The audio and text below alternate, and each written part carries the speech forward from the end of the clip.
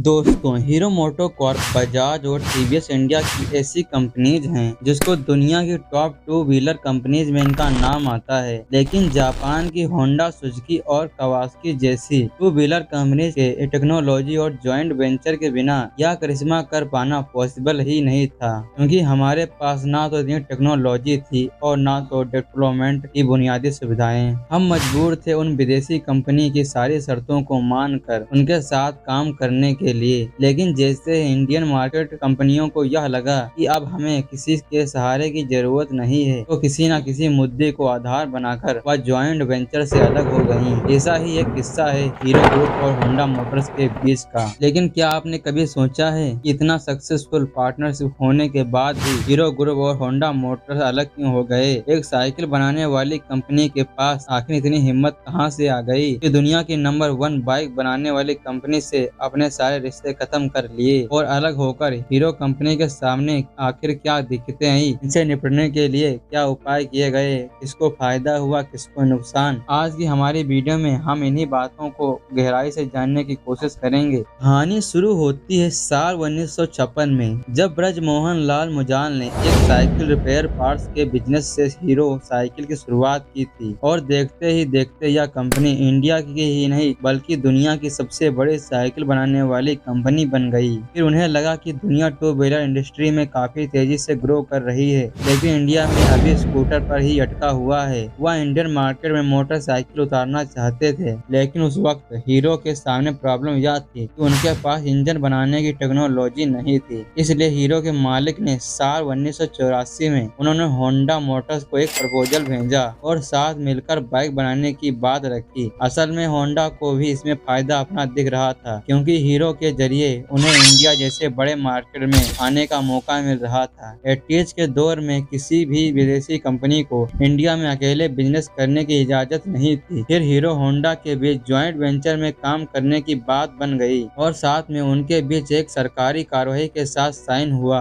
कि फ्यूचर में वो कभी भी कंपनियां एक दूसरे के मुकाबले में अपना कोई भी प्रोडक्ट लॉन्च नहीं करेंगी। हरियाणा में अपना पहला प्रोडक्शन प्लांट लगवाया। उसके बाद साल 1985 में जब हीरो होंडा ने CD100 के नाम से पहली बाइक लॉन्च की, सी लेट स्टे फॉरगेट स्लोगन के साथ लॉन्च किया, तब हीरो होंडा की इमेज एक फ्यूल एफिशिएंट और ड्यूरेबल बाइक की बन गई, जिसमें बाइक की बॉडी बनाने का जिम्मा हीरो का था और इंजन की सप्लाई होंडा को करनी थी। इसके बाद स्प्लेंडर और पैशन जैसी कुछ पॉपुलर बाइक ने हीरो होंडा की पोजीशन को और मजबूत कर दिया। साल 2001 को आते आते इंडियन टू व्हीलर इंडस्ट्री में 50% से भी ज्यादा मार्केट के साथ हीरो होंडा की मोनोपोली हो गई और वह इंडिया की सबसे बड़ी टू व्हीलर कंपनी बन गई। लेकिन आप सोच रहे होंगे कि जब बिजनेस में सब कुछ अच्छा चल रहा था तो 2010 में मुजाल साहब होंडा से अलग क्यों हो गए? असल में ऊपर से सारी चीजें अच्छी नजर आ रही थी, लेकिन अंदर ही अंदर मैनेजमेंट के बीच कुछ बातों को लेकर लंबे समय से प्रॉब्लम चल रही थी, जिसमें दो मुद्दे ऐसे थे जो बाद में उनके अलग होने का मेन रीजन बन गए। सबसे पहला रीजन था कि साल 2000 के बाद बजाज और टीवीएस, यामाहा और सुजुकी जैसी कई नए प्लेयर इंडियन मार्केट में आ गए थे, जिसमें हीरो होंडा के मार्केट शेयर पर प्रेशर आने लगा। अब होंडा मोटर्स ने इन नए प्लेयर के साथ सीधे कंपटीशन करने के लिए साल 1999 में स्कूटर इंडिया नाम की एक अलग कंपनी शुरू कर दी और एक्टिवा नाम का एक स्कूटर भी लॉन्च कर दिया, जो कि हीरो के साथ हुए एग्रीमेंट के बिल्कुल खिलाफ था। और दूसरा रीजन यह था कि साइकिल प्रोडक्शन में दुनिया की सबसे बड़ी कंपनी होने के बावजूद भी हीरो को अपनी बाइक्स नेपाल, बांग्लादेश और श्रीलंका जैसे कुछ पड़ोसियों देश के अलावा इंटरनेशनल मार्केट में एक्सपोर्ट करने की परमिशन नहीं थी, जबकि होंडा अपनी बाइक अमेरिका और रशिया जैसे डेवलपमेंट कंट्रीज में भेजकर अच्छा प्रॉफिट कमा रहा था। मुजाल साहब यह बात समझ गए थे कि इंटरनेशनल मार्केट में जो पोजीशन वह चाहते हैं उसके लिए उन्हें अपना खुद का इंजन डेवलप करना ही पड़ेगा, और इसलिए हीरो अपने प्रॉफिट का ज्यादातर हिस्सा इंजन डेवलपमेंट करने में खर्च करने लगा, जिसके चलते दोनों के बीच का दरार और भी ज्यादा बढ़ गया। और इसका रिजल्ट यह हुआ कि हीरो होंडा के रास्ते अलग हो गए। जिस होंडा मोटर्स के साथ मिलकर हीरो ग्रुप ने दुनिया की सबसे बड़ी बाइक होने का खिताब जीता था, आज वही होंडा ग्रुप उनका सबसे बड़ा कॉम्पिटिटर बनकर खड़ा है। दोस्तों आइए जानते हैं अपनी कहानी के क्लाइमेक्स में और जानने की कोशिश करते हैं कि होंडा से अलग होकर हीरो ने अपने आप को खड़ा कैसे किया, उनकी अपनी एक बड़ी इमेज कैसे बनी और मोस्ट इम्पोर्टेंट उनके फाइनेंशियल कंडीशन पर इसका क्या असर पड़ा। हीरो होंडा के जॉइंट वेंचर मुजाल परिवार होंडा की 26% की हिस्सेदारी थी, जिसमें होंडा के 26% स्टेक हीरो ग्रुप ने खरीद कर अपनी कंपनी का नाम हीरो होंडा से बदल कर हीरो मोटोकॉर्प कर दिया और दी मर्जर के समय एक एग्रीमेंट हुआ कि साल 2000 तक होंडा अपने इंजन और टेक्नोलॉजी का सपोर्ट हीरो को देता रहेगा, जिसके बदले में हीरो को उन्हें रॉयल्टी बोनस देना पड़ेगा और साथ ही मोटरसाइकिल को हीरो होंडा के नाम से ही बेचा जाएगा। जार साहब के सामने चुनौतियों का एक पहाड़ खड़ा था। उसके बाद खुद का R&D सेंटर, मैन्युफैक्चरिंग प्लांट और सप्लाई चेन स्टेबलाइज करने के लिए 3 से 4 साल का वक्त था, लेकिन हीरो मोटोकॉर्प ने सारे चैलेंज को ओवरकम करते हुए साल 2014 में राजस्थान के नीमराना में अपना पहला प्रोडक्शन यूनिट को शुरू कर दिया। साथ ही जयपुर में एक वर्ल्ड क्लास R&D सेंटर को भी नींव रख दी, जो साल 2014 में 850 करोड़ की लागत से बनकर तैयार हुआ। इसके अलावा सप्लाई चेन को सर्विस नेटवर्क को भी दुरुस्त करने के लिए हैंडी इन्वेस्ट किया गया और आखिरकार हीरो कंपनी ने अपना खुद का इंजन बना डाला।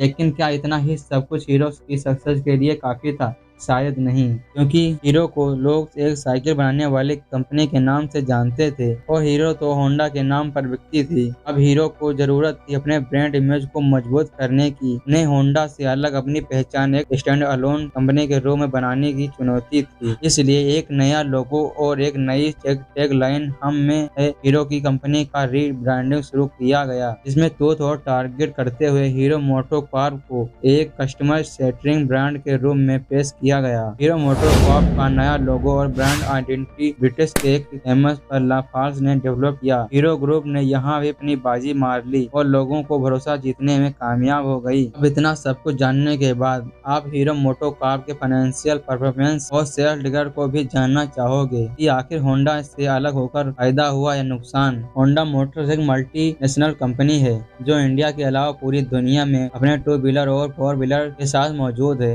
जबकि हीरो मोटोकॉर्प ने होंडा से अलग होने के बाद अपना ग्लोबल एक्सपेंशन शुरू किया और 40 देशों तक अपनी पहचान बना चुका है। होंडा से अलग होने के बाद हीरो मोटोकॉर्प का नेटवर्क लगभग $7 बिलियन, जो ऑटो सेक्टर की लंबी मंदी और कोविड के बावजूद भी $7.5 बिलियन है, जो कंपनी कंसिडर्ड परफॉर्मेंस को दिखाता है। और वही होंडा मोटर्स का नेटवर्क साल 2011 में $55 बिलियन से घटकर $45 बिलियन हो गया है। और दोस्तों, हीरो होंडा जब मिलकर काम करते थे तब 50% से भी ज्यादा इंडियन 2 व्हीलर मार्केट पर उन्हीं का कब्जा था, जबकि साल 2022 के सेल्स डेटा के हिसाब से देखा जाए तो 53 लाख 2 व्हीलर बेच कर इंडिया की सबसे बड़ी 2 व्हीलर कंपनी, जिसके पास लगभग 35% मार्केट शेयर मौजूद हैं, जबकि 25% मार्केट शेयर के साथ होंडा मोटर्स दूसरे पायदान पर आता है, जिसकी साल 2022 में लगभग 40 लाख यूनिट बेची गई थी। और जहां हीरो होंडा के कुल एम्प्लॉयज की संख्या लगभग 6000 हुआ करती थी, हीरो मोटोकॉर्प अकेले ही 8600 लोगों को रोजगार देती है। हीरो मोटोकॉर्प के इंडिया में 6 है और बांग्लादेश, कोलंबिया में एक प्रोडक्शन यूनिट के साथ जयपुर और जर्मनी के वर्ल्ड क्लास R&D सेंटर मौजूद हैं। और बात करें अगर हीरो प्रोडक्ट लाइन की, तो स्प्लेंडर, फैशन और ग्लैमर जैसे पॉपुलर बाइक्स के साथ रोड एडवेंचर्स के स्प्लेंस 200 सीरीज और ब्लेजर मेट्रो के डेस्टिनी जैसे स्कूटर भी पोर्टफोलियो में मौजूद हैं। और दोस्तों, साल 2019 में हीरो ने 7.1 बिलियन बाइक बेचकर